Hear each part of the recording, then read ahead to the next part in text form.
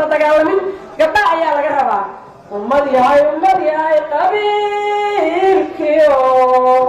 qarannimadu allaba aan istaagan karino weligood isqabanin bulshada ummadda Soomaaliyeedna waxaan leeyahay walaalayaal ku daysada gabdhaha yaryar ee urdunka ah ee gabar walba ay diricii soo siibtay oo daahi darbiga ka soo furtay ee gogashii soo bixisay